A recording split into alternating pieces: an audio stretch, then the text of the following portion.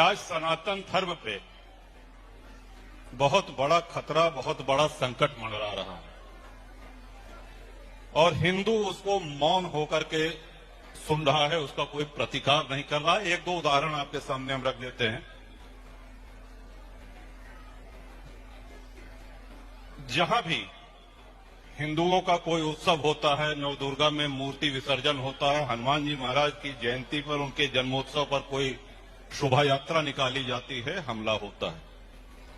अब आप समझिए कि विश्व का सबसे बड़ा लोकतंत्र भारत, परमाणु शक्ति संपन्न भारत, जल थल वायु तीनों सेनाएं हमारे पास है, लेकिन कश्मीर में एक रात के अंदर 5 लाख कश्मीरी पंडितों को बाहर कर दिया गया, निकाल दिया गया। वो आज भी दर दर भटक रहे।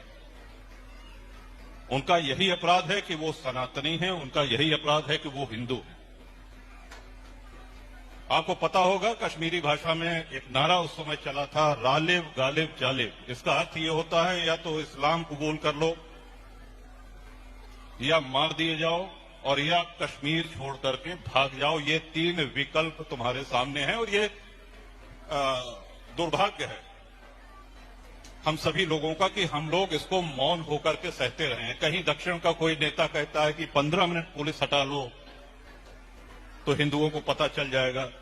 ऐसे ही दक्षिण का एक और दल है, वो कहता है कि हमारे दल का एजेंडा, हमारे दल का लक्ष्य है कि सनातन का सफाया हो जाए, हिंदुओं का सफाया हो जाए। और ऐसे दल आज अस्तित्व में हैं। चुनाव आयोग ने उनकी मान्यता रद्द नहीं करी है, वो प्रचार कर रहे हैं और कई राष्ट्रीय दल उनके साथ गठबंधन भी किए हुए हैं। हम डीएमके की बात कर रहे हैं। आपने सुना होगा स्टालिन का ये बयान था। हिंदुओं को गाली देना, हिंदुओं को अपमानित करना, सनातनियों को नीचा दिखाना।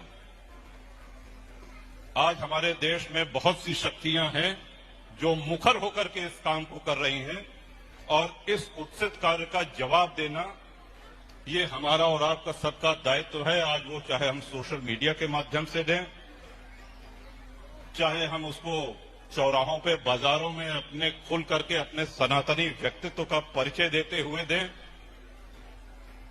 क्योंकि धर्म सम्राट करपात्री जी महाराज हमारे यहाँ के, प्रतापगढ़ के गौरव वो। आज भी हम लोग जब कोई कथा, कोई पूजा जब संपन्न होती है, हवन संपन्न होता है, तो हम सभी लोग कहते हैं धर्म की जय हो, अधर्म का नाश हो। धर्म की जय तभी होगी जब अधर्म का नाश होगा, और अधर्म का नाश करने के लिए कोई ऊपर से नहीं आने वाला है, आप ही लोगों को करना पड़ेगा।